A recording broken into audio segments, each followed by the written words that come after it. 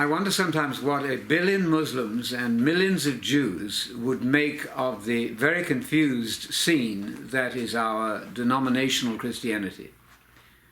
I would think they would be aghast and staying well away from the chaos, because we who are restorationists are trying to get back to the Bible are making this easy point that in 1 Corinthians chapter 1 verse 10, Paul said this, and we are under obligation to obey this apostolic command here from Paul.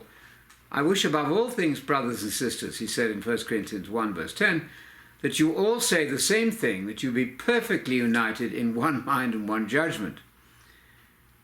I cannot imagine anything more contrary to that apostolic command than the current situation in faith. Now, another point is this, that Muslims will not come near Trinitarian forms of the faith, nor will Jews. They have been warned by centuries of tradition to avoid at all costs any suggestion that Yahweh is more than one person.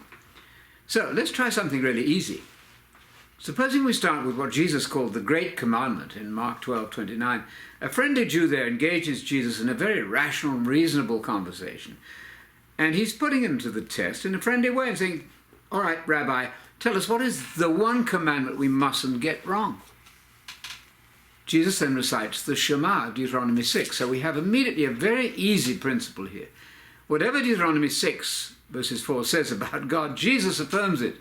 Well, of course, he was a Jew. Salvation is of the Jews, Jesus said. I mean, that's extremely easy. So Jesus recites the Shema. The question is, why don't churches? That's a major question, needing urgent solution. I noted a website this morning which boldly had a heading, the Nicene Creed, and then the evidence for the Nicene Creed. The Shema was listed in Mark 12:29, Deuteronomy 6:4. I suggest that's dishonest. The Shema never was a Trinitarian creed. It never will be.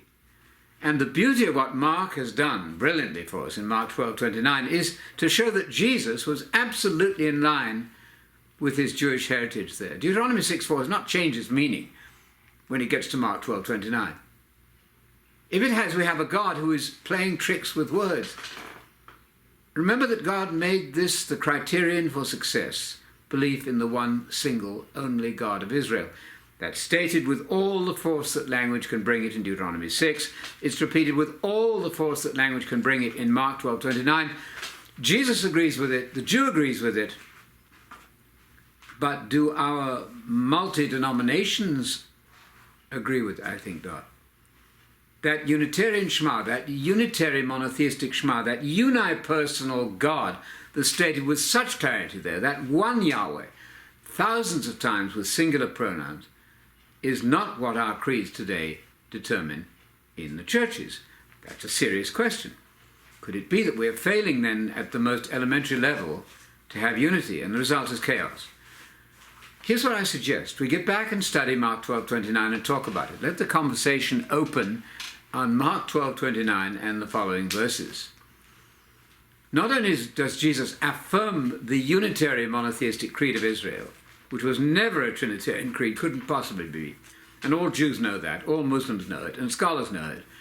What if we take Dennis Nineham and his excellent commentary on Mark, where he says that Mark 12:29 is written there to drive home the fact, that's a good way of putting it, to drive home the easy fact that Jesus and the Jew were in perfect agreement on a unitary, unipersonal God, certainly not a triune God.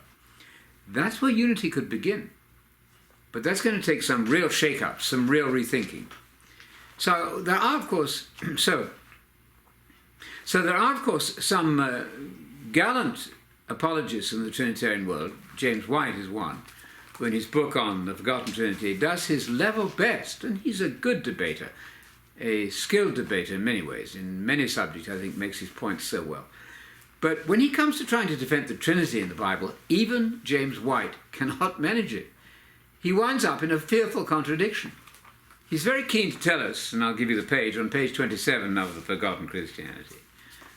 On page 27, he's very keen to tell us you cannot say that this is X, and this is X, it makes one X. You cannot say the Father is God, the Son is God, and the Holy Spirit is God, and that makes one God. That is sheer nonsense. 3 X's cannot be 1 X. Of course he's right. However, when he gets to page 132, he's falling into his own trap. He says this in addressing Jehovah's Witnesses. He gives an example of what to say to a Jehovah's Witness. And James White says this, I assume you would agree, he says to the JWs, that you'd agree with me if there's only one true God, Yahweh. Or, as you pronounce it, Jehovah. I believe the name Yahweh, Jehovah, refers to the very divine being, the eternal God who created everything. We can agree, I assume, then, he says, that the Father is identified as Yahweh. And then James White goes on to say this, in the same conversation, he now says, but I, James White, believe that the Bible identifies Jesus as Yahweh. Wait a minute. You've just conceded flat out in discussion with JW the self-evident fact that the Father is Yahweh. And now you go on to say, and I quote you, James White, I believe, you say, that the Bible identifies Jesus as Yahweh. Okay, that's 2 X's made into 1 X. It's not going to work. That's where the Trinity fails. It is bound to wind up in contradiction. It was A.H. Newman, the famous apologist, who long ago said, why don't we just admit that we're trying to make 2 things into 1? It cannot work. It will not work. It's daunting to Muslims who know better. It's very daunting to Jews who have given up on us, really. Why don't we start with the fact that salvation is from the Jews? The God of Israel is the God of Jesus, the same one God in the Old Testament exactly as the one God in the New, and start there.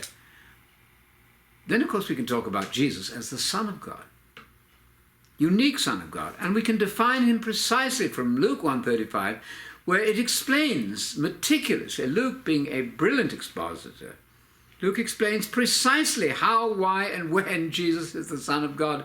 It's by a miracle by which he was begotten, the aorist passive, of the wonderfully easy word yanao, to cause to come into existence. Jesus was caused to come into existence as Son in the womb of Mary, period. That's it. You can show the Muslims, you can show the Jews. Would that we Christians could learn to believe what Gabriel said in Luke 1:35, substantiated entirely in Matthew 1:18 and 20, where you have the same passive tense of the word yanao. Yanao is an easy Greek word. What I'm proposing here is only easy, simple stuff, calculated to unify and bring some sort of remedy to the chaos we now see in the multi-denominations all disagreeing with each other.